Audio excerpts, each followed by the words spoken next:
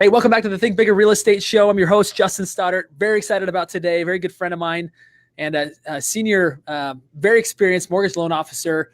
Been in the business for 17 years. Been wowing people with value for a long, long time. Mr. Tony Gillard. Tony, thanks for being on the show today. Happy to be here. Let's set this up properly. You know, Tony, you run your business like a business. And the topic of today is really one way in which agents can do that. And I think this term of lead generation is synonymous with real estate agents. More leads, more leads, more leads always seems to be the answer. But maybe it's not the answer. Maybe it's not about more leads, more leads, more leads. Maybe, just maybe, it's about better converting on the leads you have. We're going to talk some specific strategies around that. Tony, what are your thoughts on this concept of more leads, more leads, more leads? Well, it's certainly a topic of discussion with every agent I sit down. Every agent, they want more leads.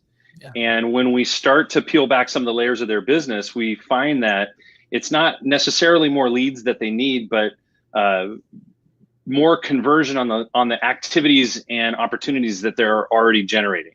Mm-hmm. And so, you know, especially when we start talking about like work-life balance, can you do more with less? Can you do more things with fewer interactions? Or really, is it a matter of just an equation of pouring in more leads? I don't think that it is, based on the conversations that I'm having, and specifically just sitting down with agents and finding out what their track record is and starting to ask the questions that are more business related. I know that a lot of agents are in the business because they're really good people personalities. They're outgoing. They have a servant's heart. And sometimes what is maybe lacking is just the lens, the business lens, looking at their operations and finding out the efficiencies that they could maybe tweak a little bit. And that to me all comes down to what's your long-term client plan? Because statistically, we call this the other 98, because statistically 2% of your database or 2% of the people that you interact with are going to be ready to conduct business right now. And so we always ask, what about the other 98? What kind of client plan do you have in place to incubate these people over time, create a relationship of value so that you're the obvious choice when they come back around? And that's, I mean, in a world of Zillow leads, the lead part is really the weakest component of that funnel, because the value proposition is being built by Zillow. You know, they come into Zillow's funnel, and that funnel provides them a really pretty platform with search tools, a lot of like information and recon, so to speak, for the buyer. And so all the value is being provided by Zillow. And by the time that buyer wants to make a buying decision, the agent in that equation is the commodity. And so if you're not cheaper, better, faster, if you're not willing to open a door during dinner on a Sunday night, it just gets moved to the next one. And I feel like because of the activities that agents engage in on a really, really regular basis, there's so much opportunity in just those engagements that they're already conducting. Whether agents are getting their business primarily via referral or via some online lead source, if they're actively growing their business, they're actively in real estate related conversations on a very regular basis, on a daily basis. What would you say, Tony, would be the average, as you've interviewed agents, what's the average number of real estate related conversations that an agent is in on maybe an annual basis? So I have my notes from the last interview that I just did, and I'm referring to these because it's fairly common. This is a very kind of common breakdown that I'm coming across in these agent interviews. So this agent I recently sat down with, I asked how many families they helped last year. They said they had closed on 30 transactions last year. You know, a mixture of listings and buy side. And, you know, so it's a decently medium producing type of agent. They were single operator.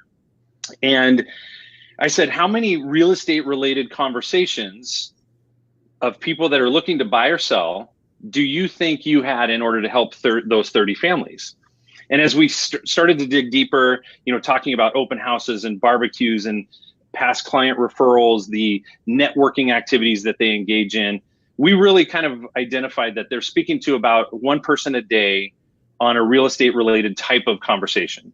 Okay. So we're talking about 5 conversations a week, and I'll always kind of lead them down the path of like, well, do you take a couple weeks off for vacation and so forth? And so in this particular case, they had determined that they spoke to about 250 people over the course of that last year to help 30 families. Okay. So about 10%, a little less than that. Yeah. A little bit higher than that. But if you look at it, the way that I often like to look at it is there were 220 people that either didn't do anything or did something with somebody else. Right. And so for me, that's where the opportunities are. There's 220 people that showed some level of interest in real estate. These are 220 opportunities, engagements that the agent spent time doing. And what's in place, what system. It was funny because I've watched your podcast and there's a reference that you've made a number of times. And I think you and I were both at the same event where Mr. Lou Raja, the keynote speaker at that event, said that systems beat intentions all day long. Yeah. And I would take it even a step further where I think you could be the most well-intended human being, but without a system, I think it's just setting up for failure.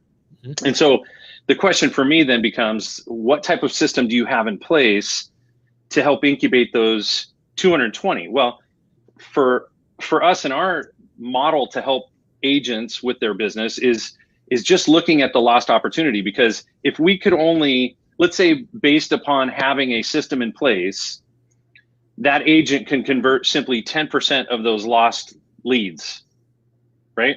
So 220, 10%, that's 22 additional transactions over the course of that 12-month period of time. That's a massive impact on a medium producer's business. 10%, so, like 10%, that's not some unreasonable number, right? That's not like, Aaron, like, yeah, it's not unbelievable to think that somebody could do that, could convert 10% more of those conversations. Well, and I can walk through, this is where it became interesting for me in preparation for today. This was last night. I just jotted down based on the notes that I'd taken. And then I actually went into my own metrics. So we track our metrics. Our branch initiative is to track our daily activities and find out exactly what our conversions are. We've been doing this since October of last year. So this is a little bit of a transparent moment because I'm really hoping to, through the efforts of our branch and the things that we're doing on our path to elite, is to increase some of these conversion numbers. But I just wanted to play these out based on this one agent that I spoke with, which seems to be fairly common among agents I've spoken with. But when you take a look at those 22 deals with an average commission of about $7,000, that's on I think a $350,000 house. So average commission would probably be higher for most agents. I just wanted to be conservative. 22 deals would represent about $154,000 in additional income or gross commission earned. And so I took my conversion metrics to apply to that simply as a funnel, right? So in other words, if those people simply came into my funnel, how would that look? And so I did 20 conversations a month. My lead to pre-qual conversation is 22%. Okay. So if I had, in a month's period of time, I had 20 introductions of people that are interested in buying or selling real estate, then my 22% conversion to a pre-qual conversation would be 4.4 people. Okay. 4.4 pre-qual conversations I would have in that month. My pre-qual conversation to application and this is application as in the sense of like a contract. Okay. So we call it a little bit different. Like a TBD is actually a pre-qual conversation. The actual application would be a contract. So pre-qual conversation to contract, I'm at 58% since last October. So now that 4.4 turns into 2.5. So the 20 in 1 month out of this equation, which again, this is 5 calls a week times 4 weeks. Okay. Right? 5 realtor engagements with people over 5 weeks, 4 weeks is 20 people that they could introduce to me, right? Okay. Yep. So pre-qual conversation to contract, 58%, that 4.4 turns to 2.5.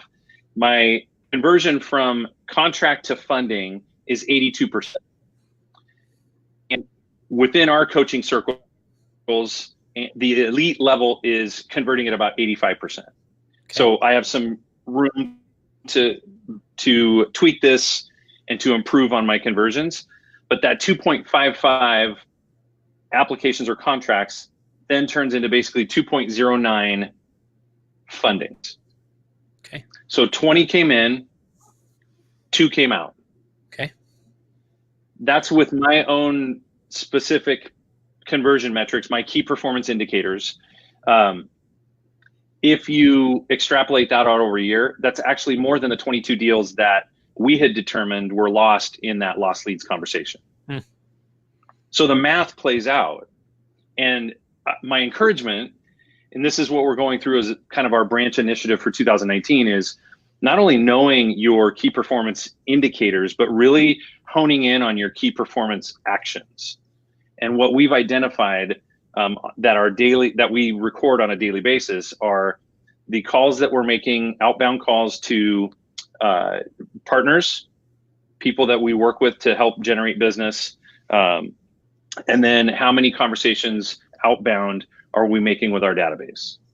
Those 2 things will lead to these other events, like a pre-qual conversation, like a contract and a funding. But those are daily metrics that we track. So word to anybody listening here, if you're envious of the KPIs, key performance indicators that Tony's put in place, he might be a good guy for you to have a conversation with and say, can you share with me the systems you've put in place? It won't be a direct correlation, but I'm sure there's some things that you can teach agents on identifying what are the right KPIs, and also how to have them set them up in a systematic way to where they can be tracking them and know their own numbers, right? Most definitely. The big equation, or the big part of this equation, is the client plan. Because oftentimes I think agents are really good at focusing on today's business, and maybe the fortunes in the follow-up on tomorrow's business. And that's an area of opportunity where I think that there's quite a bit of leakage. And so, yeah, it's about identifying a long-term client plan where you're adding value, you're incubating these relationships over time, so that when they are in a position to make a buying decision, you're their obvious choice. And I think one of the things that you and I have discussed in the past is part of the equation is just simply maintaining communication with these people, right? It's actually staying in contact with them and remaining top of mind. The other component is actually adding value, right? The Zillow model, and of course we're picking on Zillow, but I'm okay doing that. There's this concept of Zillow owns the funnel, and they're providing all the value, whether it be through a Zestimate, whether it be through approved lenders and real estate agents. They control the sales funnel, and the agents in there don't control the customer. Zillow does. And so what ends up happening is that the agent becomes a commodity. And you and I have talked about this at length over the years. And you've really taught me this, is that what ends up coming out the bottom of this funnel is an agent has to be, as you described, ready to respond in a matter of seconds and be an on-call doctor without necessarily getting paid like one, right? Like, you've got to be ready to go at any moment. And the client is not willing to wait for you because the value is not in you. The value is in what Zillow's provided them, which is a platform of all kinds of yous, right? All kinds of people that can replace you with at any given moment. And so back to my original point is that it's not a matter of just maintaining communication with these people, but it's a matter of you starting to realize how important it is for you to control your own sales funnel and to be most definitely the Zillow and be adding value all along the way, so that when they do come, like when the time is right for them to make a decision, they're not just going to Zillow, they're not just going to realtor.com or whatever lead portal to get the commodity. they're going to you because you have been the one adding value all this time. Right. I've been in this business long enough to be in the business before Zillow, right? And so, yeah, right. I freak my kids out when I tell them I'm older than the internet. I've used that on my kids, thanks to you, and they love it. They're like, whoa, right. Oh. But there was a world before Zillow. There was this world with Zillow that was relatively new, and I think agents had a tremendous amount of success. And there's, to a degree, there's still a level of success that agents have with Zillow. But I do believe that the end consumer is getting maybe pickier. They'll utilize some of these tools, but then they'll go their own way, because some of the conversations that I've had with agents that have had success with Zillow in the past are seeing like a degradation in the leads that they're getting, to the point where it's not as lucrative as it once was, where they've had to seek other type of lead gen activities. And the encouragement would be to do the things that you do that you love doing already, because the beauty of our business in real estate is that everyone either needs to buy, sell, or live somewhere. Mm-hmm. And so whether you're an enthusiast of mountain climbing or whatever the case may be, you have the ability to be in those spheres and to interact with people, engage with them, create relationships, and then be available to serve them when they have those needs. And so I feel like what's going to occur because of all this massive disruption, it's not just Zillow anymore, right? Yeah. I mean, they're talking about all kinds of different players in this game trying to get a piece of this pie, which dilutes a lot of these areas. But what is never going to be replaced is the human contact, the human connection, the trust, the advisor role, being very knowledgeable in your marketplace, providing value, and really the humanity of this business. Because while in some ways we are instant gratification, we are, push button deliver, the prime life, I feel like when we get into the home, which is much bigger on the scale of emotional connection, I feel that people are starting to turn back to the human element and to seek those relationships and someone that's going to provide value to them long term. I agree. And I think, like you said, the advisor role. I actually sat with a gentleman today who's in the insurance business, and he said, we were planning a trip to Europe. And he said, I was overwhelmed by how much information there was, to the point to where I finally said, I just need a travel agent. And I thought, wait a minute, I thought those guys were extinct. And of course I know that they're not, but more information and more access to information doesn't necessarily solve the problem. Sometimes it actually makes it worse. And the role of advisor, when people want a good experience and they want a customized experience, not a one size fits all for the masses experience that we can deliver to you because our algorithm says so, but someone who really understands not just where the family's at, but where they're headed, that can give customized advice around that. That's a different story. And that's where I think the opportunity for real estate agents and mortgage loan officers to really shine in this information era in which we live. I agree. In fact, I think the most telling part of that is when you hear a customer and or an agent say, like, these clients have become my friends, or my agent is now like part of my life. Mm-hmm. When you start to like plan a system around developing and nurturing that relationship over time.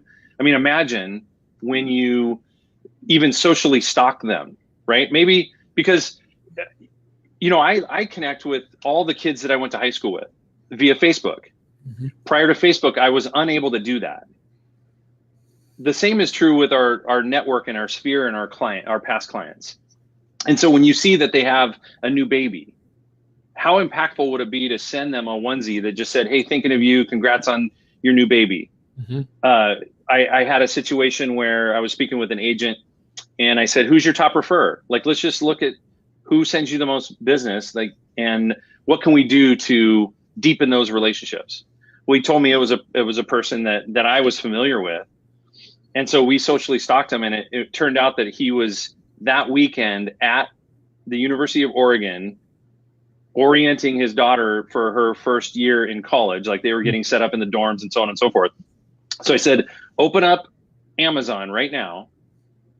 I know you can search this book that says like what to expect as a parent that has a child first year in college.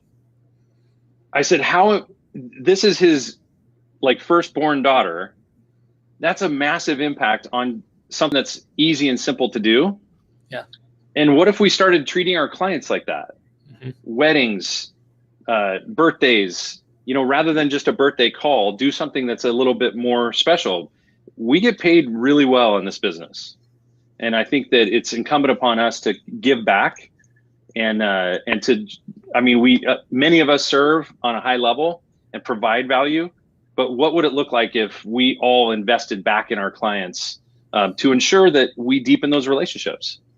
Well, I love that's the part that we're kind of ending with here, is that control the sales funnel, know your numbers so that you can serve people at a high level, right? Not so that you can turn and burn and, get the JD Power for most loans done in a year, but so that I can serve people at a really high level.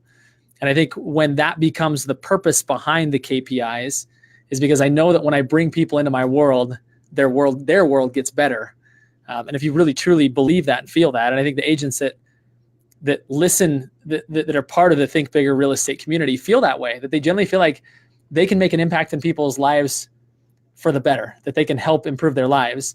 And if that becomes the underlying purpose, is great. Then how do I just get my arms around more people? How do I bring more people into this, into this mechanism that allows me to serve them at a high level, not just pour into them around areas of their life, like key milestones in life, but also be that key trusted advisor that gives them the customized advice. So anyway, it's good stuff, man. I really appreciate what you had to share, and you modeling really how to mesh great humanity versus a great business mind. And I think that's what's needed. That's the way forward. And I appreciate you sharing what you've shared. It's good stuff, man. My pleasure. Always great content on your show. So Thanks, I'm honored to have been invited. I appreciate it. Yeah, you bet. Should people want to get in contact with you and learn more about these KPIs and learn from you, what's the best way to do that, Tony? Tony at mymortgageguytony.com. A little bit of a mouthful, but pretty easy to find. I love it. Good stuff. Tony at mymortgageguytony.com. If you have questions and want to learn from this guy, I know I've learned a ton from him over the years. So appreciate you, man, very much. And thanks everybody for tuning in to another episode of the Think Bigger Real Estate Show. And look forward to our next episode. But give Tony some love. If this has been helpful, please share it, comment on it, like it, all that good stuff. And thanks again, Tony. Appreciate you.